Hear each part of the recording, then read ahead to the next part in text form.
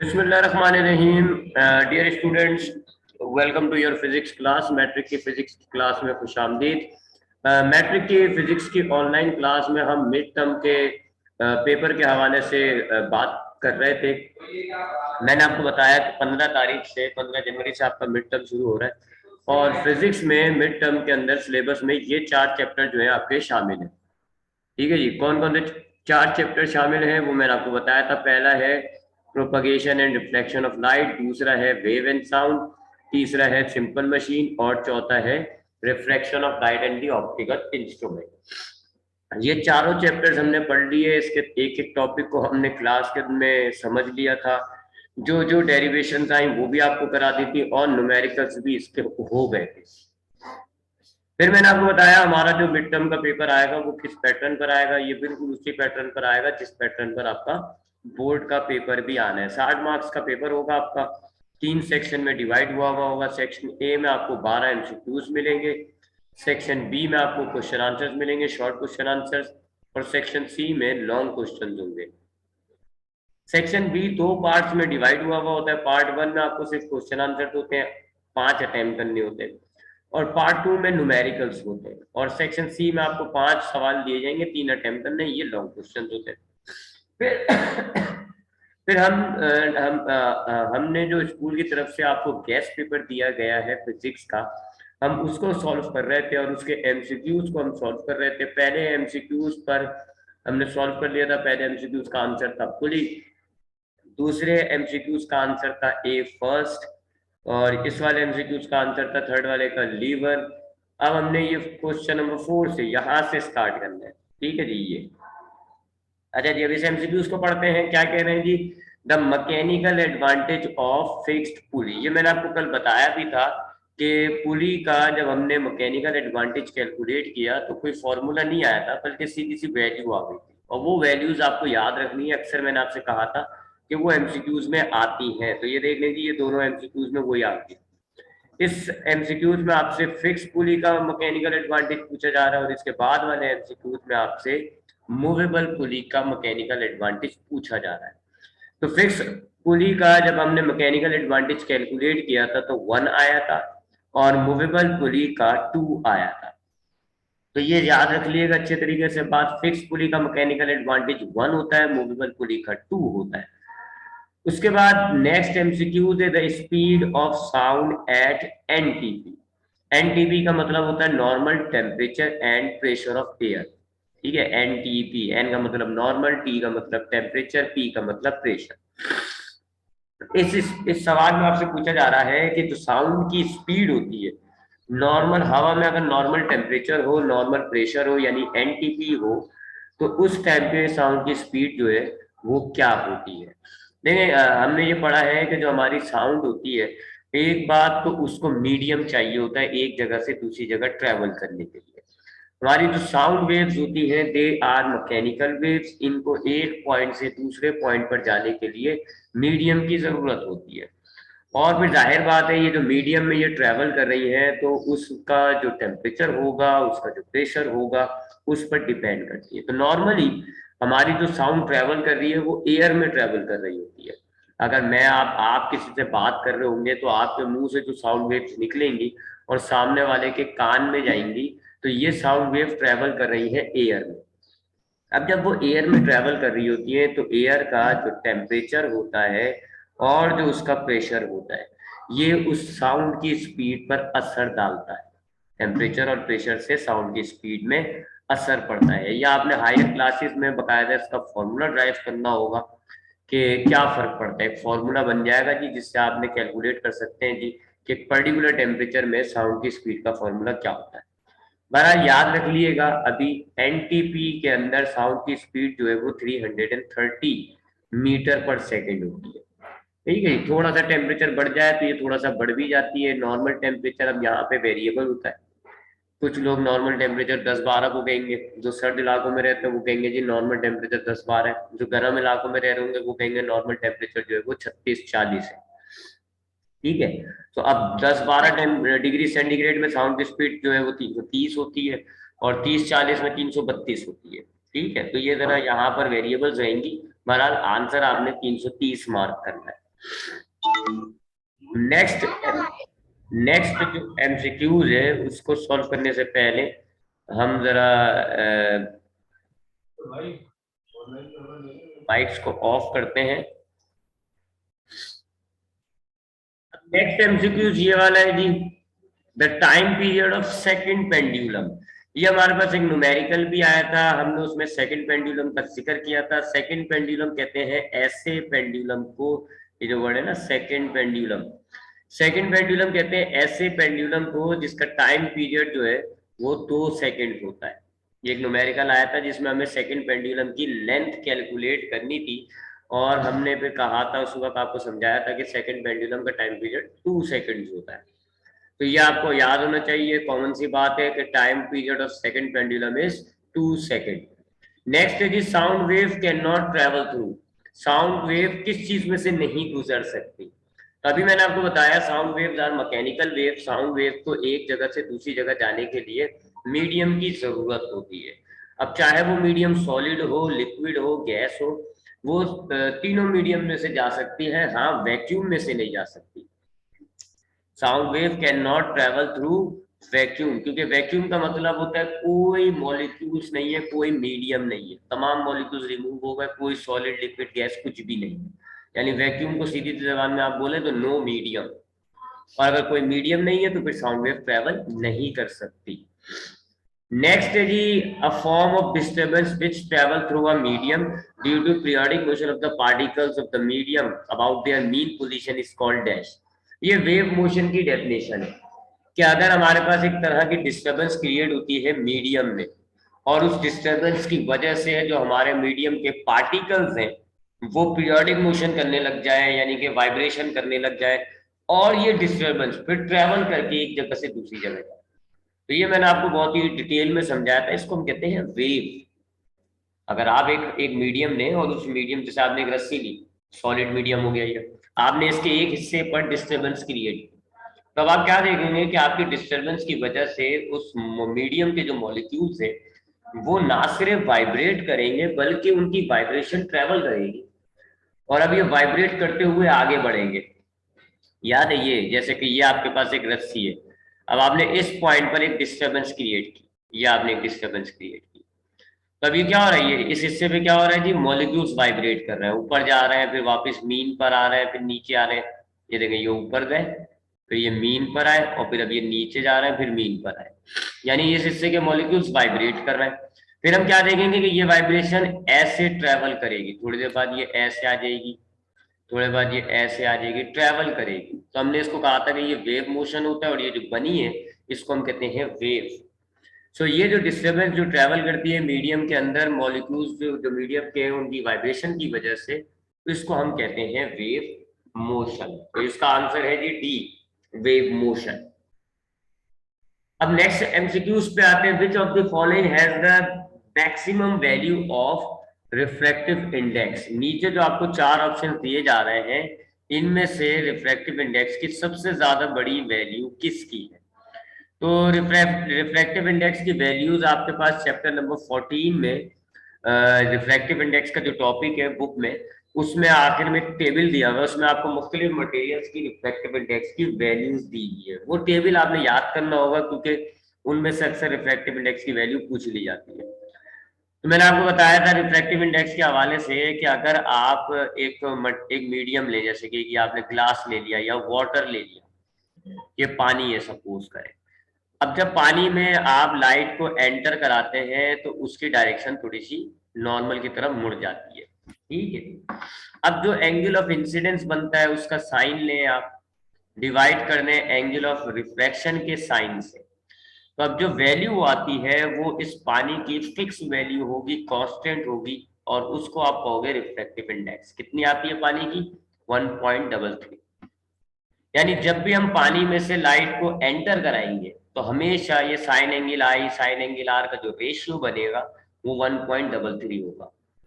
तो हर मीडियम का रिफ्रैक्टिव इंडेक्स एक फिक्स वैल्यू होती है। तो आपको बुक के एक टेबल में, इसी चैप्टर में देख लीजिएगा, एक टेबल आपको मिल जाएगा, उस टेबल में आपको मुख्तलिफ मटेरियल्स की, मुख्तलिफ मीडियम्स के रिफ्रैक्टिव इंडेक्स की वैल्यू दी हुई है।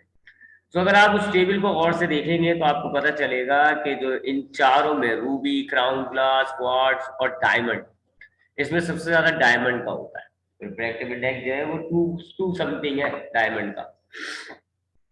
नेक्स्ट एमसीक्यूज पे आते हैं जी। Question number 7, if the length of the pendulum becomes 4 time, अगर आप पेंडुलम की लेंथ को 4 गुना बढ़ा दें, 4 टाइम कर दें, तो उसके टाइम पीरियड पे क्या असर पड़ेगा। It's time period becomes dash time, तो उसका टाइम पीरियड कितना गुना हो जाएगा, ये चेक करते हैं। अब इसके लिए हमारे पास टाइम पीरियड का जो फॉर्मूला होता है पेंडुलम के केस में, सो हमने न्यूमेरिकल्स में देखा था कि टाइम पीरियड ऑफ पेंडुलम जो है वो इस फॉर्मूले से कैलकुलेट किया जाता है, 2 pi under root L upon G. इस फॉर्मूले से हम जो है टाइम पीरियड को कैलकुलेट करते हैं। अब इसमें ये एल का मतलब हो गया एक लेंथ यूज हो रही है। आपसे सवाल में क्या कहा है कि 4 टाइम करना है, लेंथ को कितना करना है आपने, length of the pendulum become 4 time. तो अब इस लेंथ को 4 टाइम्स कर दें, ये जो लेंथ है इसको आप क्या कर देंगे, अब 4 टाइम्स, ये ऐसे लिखा जाता है 4L। 4L का मतलब हो गया 4 गुना हो गया। तब जरा टाइम पीरियड चेक करते हैं जी। 2 पाई अंडर रूट, लेंथ की जगह कितनी हो गई, लेंथ 4 गुना कर दिया हमने, 4 से मल्टीप्लाई कर दिया तो लेंथ 4 गुना हो गई अपॉन जी। अब उसके बाद ये जो 4 हमने लिखा है इसका स्क्वायर रूट ले लेते हैं, तो 4 का स्क्वायर रूट निकलता है 2। बाकी किसी चीज का नहीं लेंगे, सिर्फ 4 का स्क्वायर रूट ले लेते हैं। 4 का स्क्वायर रूट क्या निकला, 2, तो ये मैंने 2 बार लिख दिया। और बाकी जो चीज बच जाती है मैं उसको ब्रैकेट में लिख देता हूँ, ब्रैकेट में लिख देता हूँ। तो क्या क्या बचा मेरे पास, 2 pi under root L upon G, सही कह रहा हूँ। तो ये मेरे पास टाइम पीरियड का फॉर्मूला था, मैंने लेंथ को 4 गुना कर दिया, 4 से मल्टीप्लाई करके मैंने लेंथ को 4 टाइम्स कर दिया। अब 4 का जब मैं स्क्वायर रूट लेता हूं तो 2 आ जाता है, बाकी जो बचा ये 2 पाई, ये एल, ये जी, ये सब मैंने अंदर लिख दिया। अब हम जानते हैं जी कि ये सारा जो ब्रैकेट के अंदर लिखा हुआ है 2 pi under root L upon G, ये टाइम पीरियड होता है। तो अब नया टाइम पीरियड आपका कितना हो गया जी, 2 टाइम्स। ठीक है जी, तो इसका आंसर क्या आएगा, ट्वाइस हो जाएगा। 2 टाइम्स का मतलब होता है ट्वाइस। नेक्स्ट एमसीक्यूज क्या है, इफ ये वाला, इन ट्रांसवर्स वेव के अंदर the distance between two consecutive crest या distance between two consecutive troughs, ये क्या कहलाता है। ट्रांसवर्स वेव में हमने पढ़ा है जी, मैं आपको दिखा देता हूँ दोबारा यहाँ पर एक दफा और, इसको मिटाता हूँ मैं। हमने पढ़ा है जी कि 2 तरह की वेव्स होती है, एक कहलाती है ट्रांसवर्स वेव, एक कहलाती है लॉन्गिट्यूडनल वेव। ट्रांसवर्स वेव का मामला अगर हम डिस्कस करें यहाँ पे, क्योंकि ये न्यूमेरिकल ये एमसीक्यू जो है वो ट्रांसवर्स वेव का है जी, ये देखें। तो ट्रांसवर्स वेव ऐसी वेव्स होती हैं जिनके अंदर आपकी वेव जो है वो एक अलग डायमेंशन में ट्रेवल कर रही होती है, और जो मॉलिक्यूल्स है वो एक अलग डायमेंशन में वाइब्रेट कर रहे हैं। यानी अगर वेव आपकी एक्स एक्सिस में ट्रेवल कर रही है तो मॉलिक्यूल्स जो है वो वाई एक्सिस में वाइब्रेट कर रही है। अब ट्रांसवर्स वेव में जो हाईएस्ट पॉइंट होते हैं उनको आप कहते हो क्रेस्ट, जो लोवेस्ट पॉइंट होते हैं उनको आप कहते हो ट्रफ। और ये चीज मैंने आपको बताई थी कि 2 लगातार क्रेस्ट के दरमियान अगर आप डिस्टेंस लें, या फिर अगर आप 2 लगातार ट्रफ के दरमियान डिस्टेंस लें, तो ये सेम होता है और इसको हम कहते हैं वेव लेंथ। लैम्डा से इसको आप डिनोट करते हो। तो डिस्टेंस बिटवीन 2 कंसेक्यूटिव क्रस्ट या डिस्टेंस बिटवीन 2 कंसेक्यूटिव ट्रफ क्या हो जाता है जी, ये हो जाता है wave length, denoted by lambda. Next है जी least distance of distant vision, आंखों का जो सबसे कम तरीन फासला जिसमें आप आंखों से सही इमेज बना पाते हो, वो याद रख लो जी, वो है 25 सेंटीमीटर। 25 सेंटीमीटर तक अगर आपने ऑब्जेक्ट को रखा हुआ है ना करीब से करीब, तो आप उसका इमेज सही देख लेंगे। अगर 25 से कम कर देते हैं जी तो फिर आपको वो इमेज धुंधला नजर आने लग जाता है। तो इसको हम कहते हैं least distance of distant vision, 25 centimetre है, याद कर लिएगा। Sound waves in the form of successive, sound waves किस शक्ल में होती है, क्रेस्ट एंड ट्रफ की शक्ल में होती है, कंप्रेशंस रेयरफैक्शंस की शक्ल में होती है, नोड्स एंटी नोड्स की शक्ल में होती है, या एम्पलीट्यूड। तो हम जानते हैं कि जो साउंड वेव होती है वो लॉन्गिट्यूडनल वेव्स होती है, और लॉन्गिट्यूडनल वेव्स में क्रेस्ट एंड ट्रफ नहीं बनता। क्रेस्ट एंड ट्रफ तो जो है वो ट्रांसवर्स वेव में बनता है। नोड्स और एंटी नोड्स जो है वो स्टैंडिंग वेव में बनता है। एम्पलीट्यूड तो आपकी वेव की एक कैरेक्टरिस्टिक होती है, compressions and rarefaction. Longitudinal wave में कंप्रेशंस और रेयरफैक्शंस बनते हैं। कंप्रेशंस कहते हैं उन रीजन्स को जहां मॉलिक्यूल्स एक दूसरे के करीब होते हैं। रेयरफैक्शंस कहते हैं उन रीजन्स को जहां मॉलिक्यूल्स एक दूसरे से दूर होते हैं। तो जब भी लॉन्गिट्यूडनल वेव होती है तो उसमें क्रैश ट्रफ नहीं होता, कंप्रेशन से रेयरफैक्शन होता है। और ट्रांसवर्स वेव में क्रैश ट्रफ होता है। अभी हमने इस एमसीक्यूज में ट्रांसवर्स वेव देखी थी, क्रैश और ट्रफ होता है, crash highest point, trough lowest point.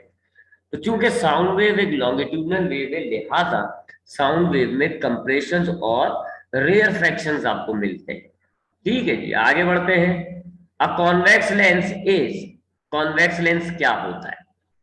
तो ये हमने पढ़ा है जी चैप्टर नंबर 14 में कि लेंस दो किस्म के होते हैं, एक कहलाते हैं कॉन्वेक्स लेंस, एक कहलाते हैं कॉनकेव लेंस। और मैंने आपको इसके बारे में ये बताया था कि कॉन्वेक्स लेंस ऐसे लेंस होते हैं जो बीच में से थिक होते हैं, बीच में से मिडल से थिक होंगे, जबकि कॉनकेव लेंस ऐसे होते हैं जो बीच में से पतले होते हैं, यहाँ बीच में से ना थिन होंगे।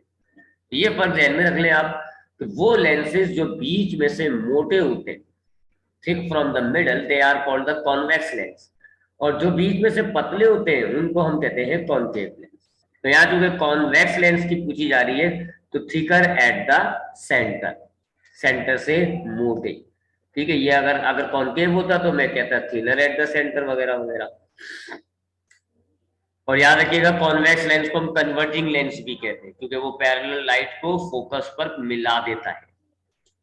अगला है कि velocity of sound in solid is, आवाज की जो रफ्तार, जो हम अभी एमसीक्यूज में पहले ही डिस्कस कर चुके हैं, अलग अलग होती है क्योंकि मीडियम के ऊपर डिपेंड कर रही होती है। तो मीडियम के एतबार से साउंड की रफ्तार जो है वो डिफरेंट डिफरेंट होती है। तो सॉलिड के अंदर क्या मामला होता है? तो ये मैंने आपको बताया हुआ है कि साउंड की रफ्तार सॉलिड में सबसे ज्यादा होती है, फिर थोड़ी सी कम होती है जी लिक्विड के अंदर, और सबसे कम रफ्तार आपको मिलेगी गैसेस के अंदर। सॉलिड के अंदर सबसे ज्यादा वेलोसिटी होती है साउंड की, फिर उसके बाद दूसरे नंबर पे लिक्विड में, फिर गैसेस में। एक अंदाजन बताऊं तो मैं तकरीबन 5000 6000 मीटर पर सेकंड होती है सॉलिड्स में, लिक्विड में 1000 2000 के करीब होती है, जबकि गैसेस में 300 200 के दरमियान होती है, 200 300 400 के दरमियान। तो सबसे ज्यादा रफ्तार होती है साउंड की सॉलिड में, फिर लिक्विड के अंदर होती है, फिर गैसेस में। तो यहाँ कह रहे हैं कि velocity of sound is in solid is greater than liquid, ये वाला हो जाएगा ऑप्शन। लेस नहीं होती, ना इक्वल होती है, ना जीरो होती है, बड़ी होती है लिक्विड से।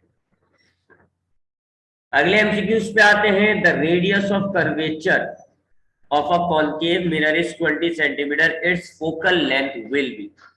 एक आपके पास कॉनकेव मिरर है, उसकी रेडियस ऑफ कर्वेचर आपको दिया हुआ है 20 सेंटीमीटर, आपको उसका फोकल लेंथ मालूम करना है। क्या दिया हुआ है आपको? Radius of curvature. तो हमने एक फॉर्मूला भी पढ़ा हुआ, हमने पढ़ा हुआ है जी कि रेडियस ऑफ कर्वेचर जो है वो ट्वाइस ऑफ फोकल लेंथ के बराबर होता है। या अगर हमें फोकल लेंथ चाहिए ना तो रेडियस ऑफ कर्वेचर को हम आधा कर देते हैं, यानी divided by 2। Radius of curvature को 2 से डिवाइड करें या आधा कर दें, फोकल लेंथ आपको मिल जाएगा। तो 20 है जी, इसको 2 से डिवाइड करें 10 हो जाएगा, 10 सेंटीमीटर आंसर हो गया। SI unit of linear magnification, जो लीनियर मैग्निफिकेशन होता है उसका एसआई यूनिट क्या होता है? तो लीनियर मैग्निफिकेशन का कोई एसआई यूनिट नहीं होता। मैग्निफिकेशन के फॉर्मूले में क्या है जी? Q upon P। अब ये Q क्या होता है? इमेज डिस्टेंस, जो कि सेंटीमीटर में नापा जाता है, और P क्या होता है? ऑब्जेक्ट डिस्टेंस, ये भी सेंटीमीटर में नापा जाता है। तो यूनिट डाल दिया हमने, ये फॉर्मूला लिया मैग्निफिकेशन का, Q अपॉन P। Q जो है वो इमेज डिस्टेंस कहा जाता है, सेंटीमीटर में मेजर किया जाता है, और P का मतलब होता है ऑब्जेक्ट डिस्टेंस, इसको भी आप चुके हैं तो ये डिस्टेंस, लिहाजा ये भी सेंटीमीटर में मिलता है आपको, सेंटीमीटर में मेजर करते हैं।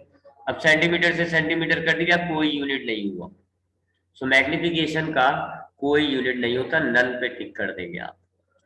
नेक्स्ट है जी इसी तरह का तर्ज का सवाल है। If Q6 and P3, magnification आपको बतानी है, तो अब यही फॉर्मूला लें और इसमें Q की जगह मैग्निफिकेशन का यही फॉर्मूला ले लेते हैं जी, Q अपॉन P। एमसीक्यूज में हमें Q कितना दिया हुआ है? 6 सेंटीमीटर, तो 6 हमने लिख दिया, और P हमें यानी ऑब्जेक्ट डिस्टेंस कितना दिया हुआ है? 3। तो 3 हमने लिख दिया, डिवाइड करें इसको तो 2 आंसर आ जाएगा। तो मैग्निफिकेशन क्या बनती है मिरर की, 2 बनती है। If the inner surface of spherical mirror is reflecting, अगर आपके स्फेरिकल मिरर की अंदर वाली सरफेस रिफ्लेक्टिंग है तो वो मिरर क्या कहलाता है। ये सरब करते हैं। हमने ये चैप्टर नंबर 13 यानी जो हमारे पास मैट्रिक का जो पहला चैप्टर था, चैप्टर नंबर 13, उसमें हमने पढ़ा था कि स्फेरिकल मिरर कर्व शक्ल में होते हैं, ऐसे कर्व शक्ल में होते हैं ऐसे। अब इसकी दो सरफेसिस है, एक ये अंदर वाली और एक ये बाहर वाली।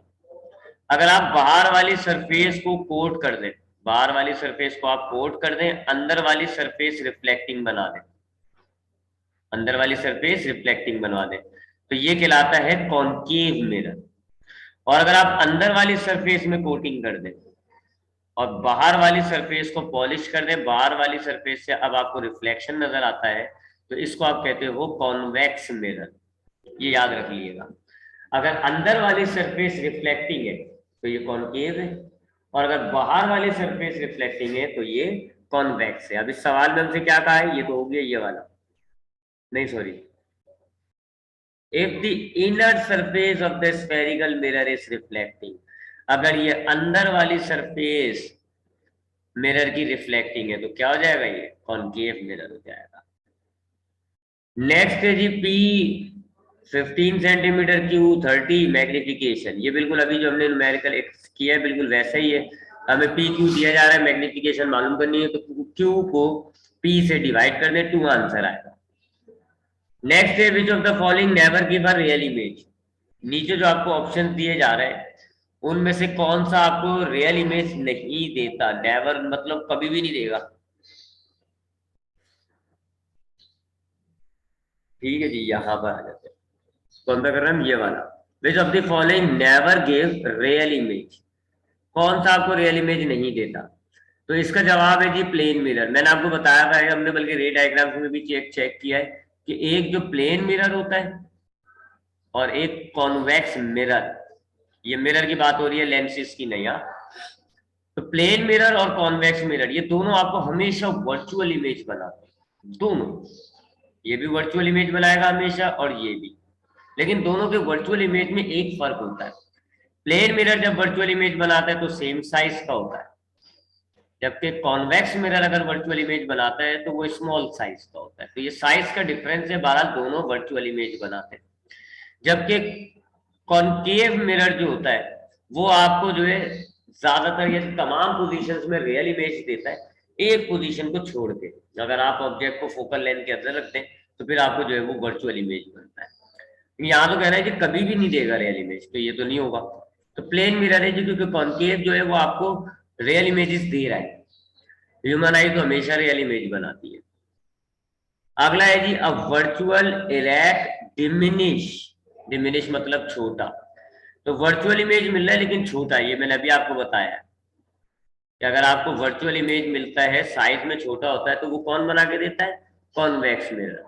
कॉनकेव तो आपको रियल बना के देता है, और ये जो प्लेन मिरर है ये भी आपको वर्चुअल बना के देता है लेकिन वो सेम साइज का होता है। तो अगर यहाँ पे वर्चुअल इरेक्ट और सेम साइज का इमेज आ जाए तो फिर आप प्लेन को टिक करोगे, और अगर वर्चुअल इरेक्ट और डिमिनिश साइज आ जाए या स्मॉल साइज आ जाए तो आप कॉन्वेक्स को टिक करोगे। तो करेक्ट आंसर हो गया इसमें कॉन्वेक्स मिरर।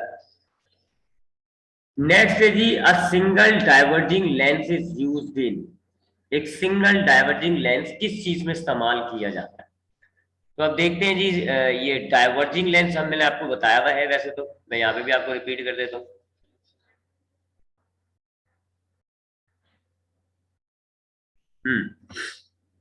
अभी हमने पढ़ा भी एक एमसीक्यूज में ऊपर कि जो वो लेंसेज जो बीच में से मोटे होते हैं उनको हम कहते हैं कॉन्वेक्स लेंस। कॉन्वेक्स लेंस, इनको हम कन्वर्जिंग भी कहते हैं। कन्वर्जिंग, कन्वर्जिंग क्यों कहते हैं, क्योंकि अगर पैरेलल लाइट आती है इसमें से तो वो एक पॉइंट पर आके मिल जाती है, ऐसे कन्वर्ज हो जाती है, इसलिए आप इसको कन्वर्जिंग लेंस भी कहते हो। इसी तरह जो पतले होते हैं बीच में से लेंसेज, जो लेंसेज बीच में से पतले होते हैं उनको हम कॉनकेव लेंस कहते हैं। और इन लेंसेज का हमारे पास दूसरा नाम जो है वो है डाइवर्जिंग लेंस, क्योंकि ये पैरेलल लाइट जो आती है ये उनको और फैला देता है। डाइवर्ज का मतलब होता है फैला देता, ये मिलाता नहीं है बल्कि फैला देता है। तो यहाँ डाइवर्जिंग लेंस का वर्ड आ रहा है जी, कहाँ गया ये रहा। डाइवर्जिंग लेंस का मतलब आ रहा है, इसका मतलब है इस लेंस की बात हो रही है, कॉनकेव लेंस। अब कॉनकेव लेंस सोचे जी कहाँ यूज होता है, क्या वो मैग्नीफाइंग ग्लास में यूज होता है? तो हमने मैग्नीफाइंग ग्लास पढ़ा है इसी चैप्टर में। सिंपल माइक्रोस्कोप को आप मैग्नीफाइंग ग्लास कहते हो, और मैग्नीफाइंग ग्लास में ये वाला लेंस यूज होता है। सिमिलरली कैमरा, कैमरा भी हमने पढ़ा है, कैमरे में भी कॉन्वेक्स लेंस यूज होता है। Objective lens in the telescope, telescope के अंदर चाहे ऑब्जेक्टिव हो चाहे आईपीस हो, वो भी ये यूज होते हैं। तो इन तीनों चीजों में यानी कि सिंपल माइक्रोस्कोप में, या फिर इंसान की आंख में, या कैमरे में, या टेलीस्कोप में, या कंपाउंड माइक्रोस्कोप में, इन सारी डिवाइस में तो कॉन्वेक्स यूज होता है। ठीक है, याद रख लीजिएगा, चाहे सिंपल माइक्रोस्कोप हो, चाहे कैमरा हो, चाहे ह्यूमन आई हो, चाहे कंपाउंड माइक्रोस्कोप हो, चाहे टेलीस्कोप हो, इन तमाम डिवाइसेस में कॉन्वेक्स यूज होता है। बस एक जगह पर हम कॉन्केव यूज कर रहे होते हैं शॉर्ट साइटेडनेस के इलाज में। याद है हमने कहा था शॉर्ट साइटेडनेस के अंदर क्या होता है जी, कि हमारे पास जो इमेज है वो आगे बन रहा होता है। तो फिर हम क्या करते हैं, एक चश्मा पहन लेते हैं जिसमें कॉन्केव लेंस होता है, वो हमारी लाइटों को फैला देता है, और उससे फिर इमेज जो है वो हमारा थोड़ा पीछे हो जाता है। तो कॉन्केव लेंस जो होता है या डाइवर्जिंग लेंस जो होता है, वो हम स्पेक्टिकल्स में यूज करते हैं जी, किसकी करेक्शन के लिए? शॉर्ट साइटेडनेस, यानी चश्मों में यूज करते हैं शॉर्ट साइटेडनेस के इलाज के लिए। द इमेज फॉर्म, अगला है जी, the image form by a dash mirror is always virtual, erect and smaller. ये वही एमसीक्यू रिपीट हो गया जी। वर्चुअल इमेज है, वर्चुअल इमेज का मतलब हो गया जी कि या तो कॉनकेव या कॉन्वेक्स। ठीक है, यहाँ मिरर की बात हो रही है, यहाँ जरा ध्यान में रख लेगा, ये मिरर की बात हो रही है। तो अब कौन सा जो दो मिरर है, एक प्लेन मिरर है और एक कॉन्वेक्स मिरर है जो वर्चुअल इमेज बनाता है, लेकिन कॉन्वेक्स है जो स्मॉल बनाता है। नेक्स्ट है the image form by a plane mirror is, जो इमेज प्लेन मिरर से बनता है वो कैसा होता है? रियल तो नहीं होता, इन्वर्टेड भी नहीं होता, क्योंकि रियल इन्वर्टेड होता है हमेशा। हाँ, वर्चुअल इरेक्ट होता है। ठीक है, वर्चुअल और इरेक्ट होता है। और साइज की बात करें तो मैं ये भी बता सकता हूँ साइज क्या होगा उसका, साइज इसका सेम होता है। तो ये एमसीक्यूज हो गए थे आपके जो मॉडल पेपर में, आपके जो गेस्ट पेपर में एमसीक्यूज दिए हुए थे, ये मैंने आपको दिखा दिए करके सॉल्व। आगे बढ़ते हैं जी, अगले सेक्शंस की तरफ आते हैं। एमसीक्यूज तो हमने देख लिए जी, मूविंग ऑन, आगे बढ़ते हैं अच्छे खासे एमसीक्यूज से। अब उसके बाद सेक्शन बी, सेक्शन बी में मैंने आपको बताया हुआ है पहले भी कि सेक्शन बी आपका जो है वो 30 मार्क्स का आएगा, जिसमें से आपके पास एक होगा पार्ट ए और एक होगा पार्ट बी। अब पार्ट ए में आपके पास टोटल 8 क्वेश्चन आएंगे, जिसमें से आपने 5 क्वेश्चन को अटेम्प्ट करने हैं। हर एक क्वेश्चन 3 नंबर का होगा, तो 5 क्वेश्चन आप अटेम्प्ट करोगे, 3 नंबर का एक है, तो टोटल इस पार्ट के हो जाते हैं 15 नंबर। इसी तरह पार्ट बी के भी 15 नंबर बनेंगे, और टोटल कितना हो जाएगा? टोटल हो जाएगा 30। ठीक है, तो यहाँ तो आपको और करके काफी सवाल दिए हुए देखो, लेकिन आप आपके जो मिड टर्म का पेपर होगा या जो बोर्ड का पेपर होगा उसमें ये और नहीं, सिर्फ 8 सवाल होंगे, उनमें से 5 को अटेम्प्ट करना है, 3 की चॉइस होगी। ठीक है, तो अभी तो आपने ये सारे सवाल याद करने हैं, लेकिन पेपरों में एक्सपेक्ट मत करिएगा कि इतना सारा चॉइस आपको दिया जाएगा कि हर एक सवाल में और करके भी चॉइस है। ऐसा नहीं होगा, क्वेश्चन नंबर 1 खाली एक ही सवाल होगा, कोई और नहीं होंगे उसमें। ये जो है ना, ये जो लिखे हुए और जो लिखे हुए ये नहीं होंगे, सिर्फ क्वेश्चन नंबर 1 होगा, फिर इसी तरह क्वेश्चन नंबर 2 लिखा हुआ होगा, कोई उसके और नहीं होंगे, क्वेश्चन 3 होगा, कोई और नहीं होंगे। ठीक है, तो एक एक सवाल ऐसे करके 8 क्वेश्चन दिए हुए होंगे, 5 आपने अटेम्प्ट करना है, 3 छोड़ देना है। यहाँ तो जरा आपके पास सवाल थोड़े से ज्यादा इंपॉर्टेंट होते हैं, ज्यादा तादाद है सवालों की, तो इसलिए और करके आपको दिया है। ठीक है, तो इन सारे सवालों को आपने याद करना है। देख लेते हैं कौन कौन से सवाल आते हैं। इस सवाल में कह रहे हैं जी, write the uses of spherical mirror. अच्छा, एक बात याद रखिएगा, 3 नंबर का सवाल है, 3 नंबर का सवाल है ना, तो बस 3 नंबर के हिसाब से ही जवाब लिखने। अगर आपसे डायग्राम कहा जाए तो बनाओगे, अगर डायग्राम नहीं कहा जाता है इन सवालों में तो नहीं बनाना। मिसाल के तौर पे अगर इस शॉर्ट क्वेश्चन में कंपाउंड माइक्रोस्कोप आ जाता है तो उसमें आपने डायग्राम नहीं बनानी। ठीक है, हाँ वो लॉन्ग में होता है। तो जिन सवालों में कहा जाए, जैसे एक आध सवाल देखो ना, हाउ इमेज इज फॉर्म, इस सवाल को देंगे हाउ इमेज इज फॉर्म, पूछा जा रहा है इमेज कैसे बनता है, तो यहाँ तो बनाना पड़ेगी diagram. How image is form, तो यहाँ बनाना पड़ेगी। ठीक है, यहाँ देखें लिखा हुआ है थ्रू डायग्राम, तो यहाँ बनानी पड़ेगी। तो जिन सवालों में आपसे कहा जाएगा डायग्राम बनाए, उन्हीं सवालों में डायग्राम ड्रॉ करिएगा। जिन सवालों में डायग्राम नहीं कहा जाता बनाने को, भले उस सवाल में डायग्राम हो, मत बनाओ, क्योंकि 3 नंबर का है, 30 नंबर का नहीं है। चले आगे आते हैं। राइट द यूजेस, पहला सवाल है right the uses of spherical mirror या कॉनकेव मिरर। कॉनकेव मिरर या स्फेरिकल मिरर की आपने जो है वो इस्तेमाल लिखना है। तो ये आपको चैप्टर नंबर 13 में मिल जाएगा जी। और चैप्टर नंबर 13 में एडवांटेजेस के नाम से या यूजेस ऑफ स्फेरिकल मिरर के नाम से, वहां से 3-4 पॉइंट याद कर लिएगा। 3-4 पॉइंट लिख ले, बहुत है बस।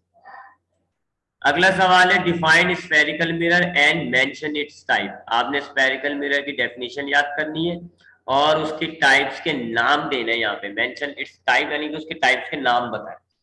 लेकिन अच्छा होगा आप उनके टाइप्स टाइप्स की एक एक लाइन की तो डेफिनेशन है तो वो भी लिख दिएगा। तो यहाँ आपने सवाल में स्फेरिकल मिरर की डेफिनेशन याद करनी है। ठीक है, उसके फिर आपने लिखना है there are 2 types of spherical mirror, concave mirror और कॉन्वेक्स मिरर। और फिर इनकी एक एक लाइन की डेफिनेशन याद कर लीजिएगा। कॉनकेव मिरर क्या है जी, जिसकी अंदर की सरफेस रिफ्लेक्टिंग होती है। कॉन्वेक्स क्या होता है, जिसकी आउटर सरफेस जो है वो रिफ्लेक्टिंग होती है। ठीक है, तो एक एक लाइन की डेफिनेशन याद करके वो लिख दिएगा। छोटा सा सवाल है। तो इस सवाल की बात हो गई जी। नेक्स्ट क्वेश्चन है define refraction of light, write its two law. ये रिफ्रैक्शन की बात कर रहे हैं, यानी चैप्टर नंबर 14। चैप्टर नंबर 14 का ये पहला और दूसरा ही सवाल है आपके नोट्स में। आपकी जो किट है ना, 4th किट, उसका ये पहला और दूसरा ही सवाल है। इसमें आपसे कह रहे हैं रिफ्रैक्शन ऑफ लाइट की डेफिनेशन लिखें and write its two law, और उसके जो 2 लॉ हैं वो लिखें। डायग्राम ना बनाए, सिर्फ एक डेफिनेशन लिखें रिफ्रैक्शन की और 2 लॉ। 3 नंबर इसके हो गए, 2 लॉ के 2 नंबर, 1 नंबर रिफ्रैक्शन का। तो डायग्राम नहीं बनाइएगा। रिफ्रैक्शन ऑफ लाइट की आपने डेफिनेशन लिखनी है जी, छोटी ही रखें तो ज्यादा बेहतर होगा। When light enters from one medium to another medium, its velocity as well as its direction both changes. This phenomenon is called refraction of light. ये डेफिनेशन हो गई। और फिर 2 लॉज लिखेगा। There are 2 laws of refraction of light. Number 1, the incident ray, the refracted ray, normal, all lie in the same plane.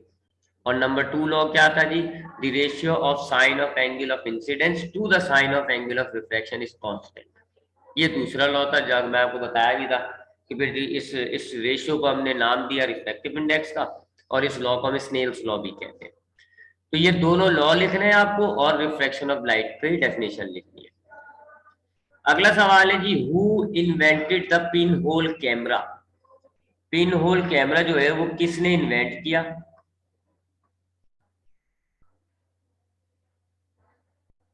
जरा मैं time check कर लूं मेरे पास कितना टाइम